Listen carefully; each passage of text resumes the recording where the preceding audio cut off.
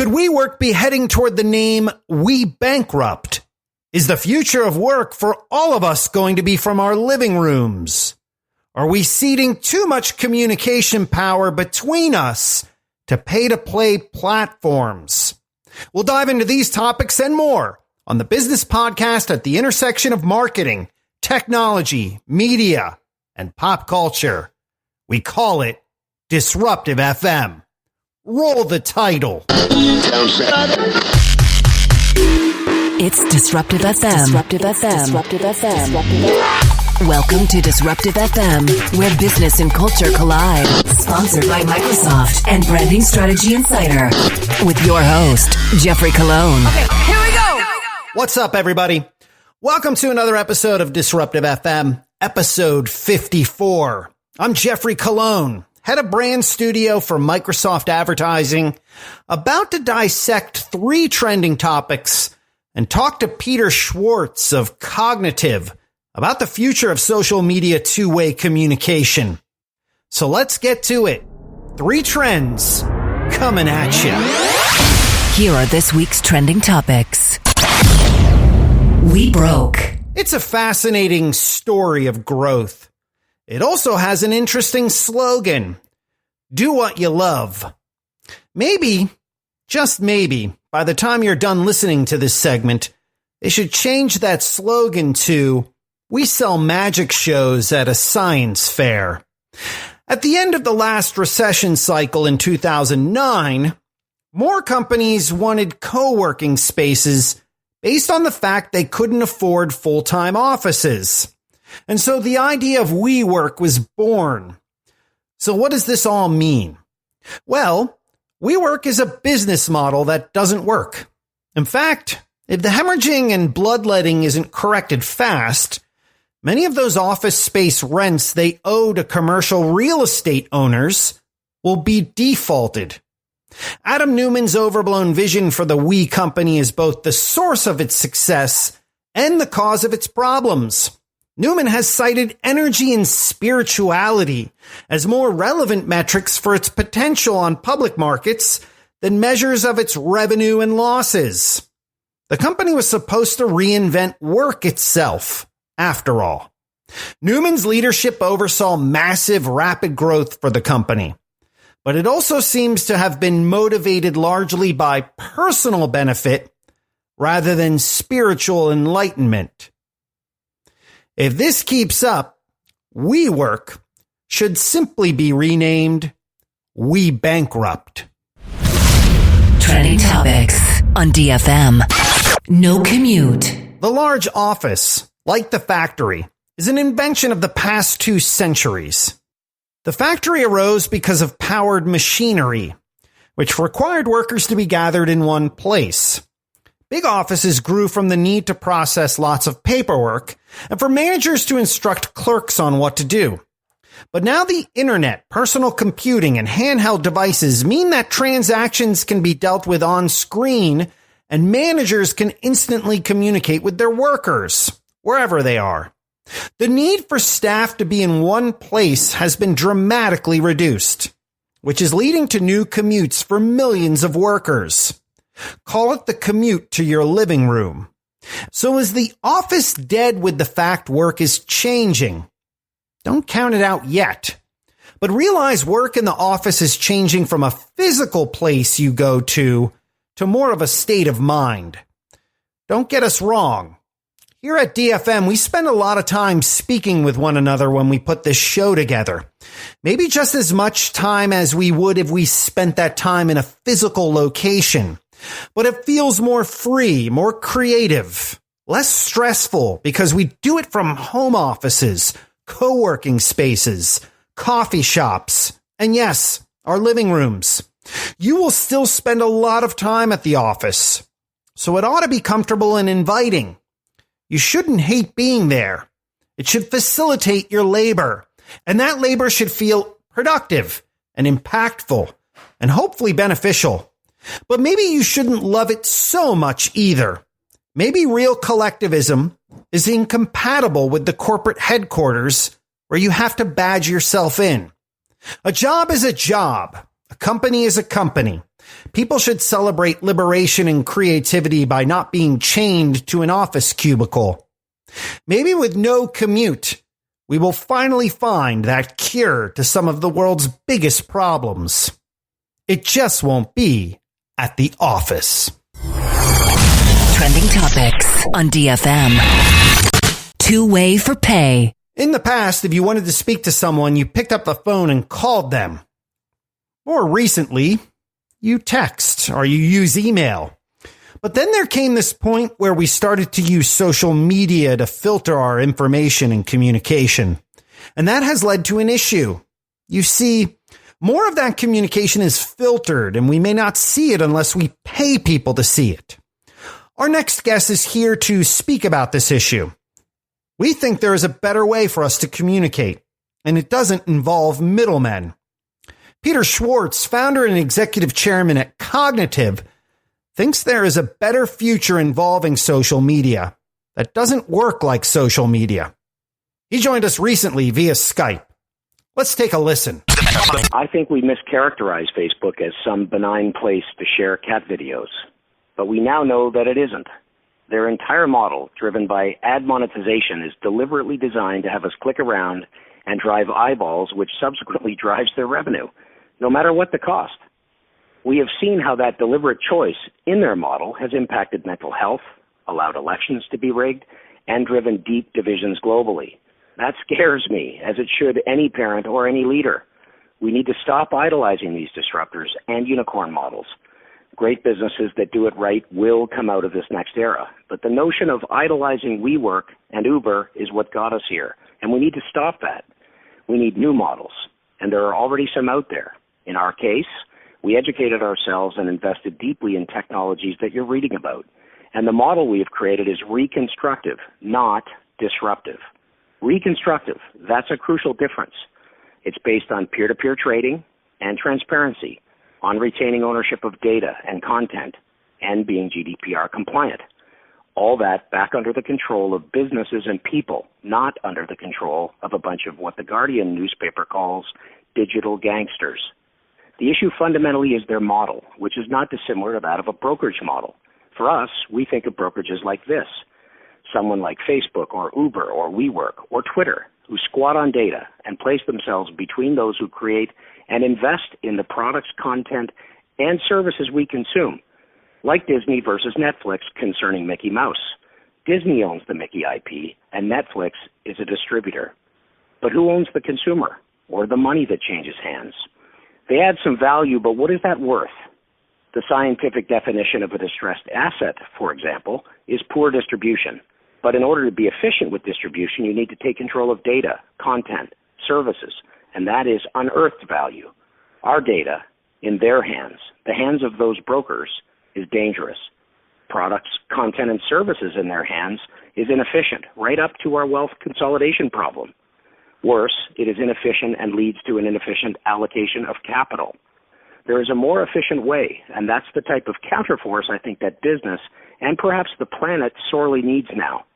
A model based on collaboration and transparency, even cooperation.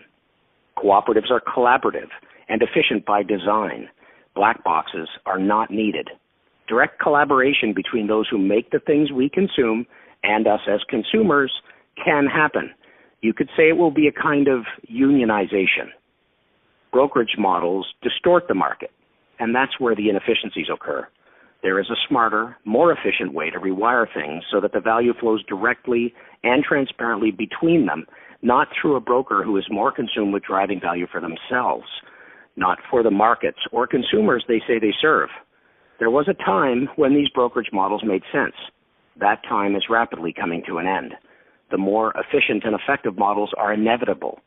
In my opinion, those are built on direct collaboration and absolute transparency, and everyone can win.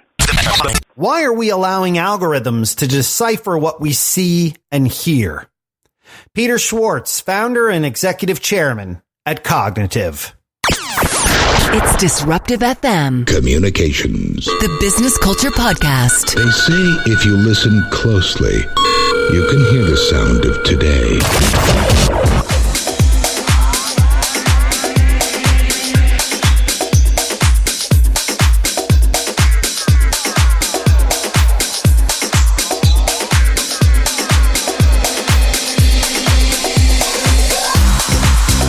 Hey, it's Disruptive FM, the culture of business. I'm Jeffrey Colon.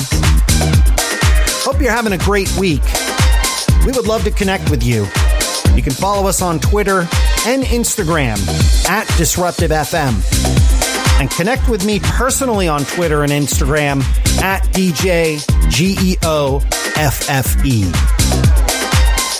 Big shout out to our sponsor partners, Microsoft Advertising, Intelligent Connections. Create smarter customer journeys in the era of customer-centric marketing. Learn more at microsoftadvertising.ai. Also, check out the Insights with Microsoft Daily Voice Skill today. You can find it on Amazon Alexa, Google Assistant, and Microsoft Cortana. Or subscribe to it on Apple Podcasts, Google Podcasts, and Spotify. You give us 2 minutes daily, we give you marketing insights. Insights with Microsoft. Marketing intelligence at the intersection of ad technology and consumer behavior. And Branding Strategy Insider. Branding Strategy Insider serves 50,000 plus senior level marketers, CMOs, and business decision makers daily and is distributed by partners such as the Washington Post, Wall Street Journal, Google News, and Forbes.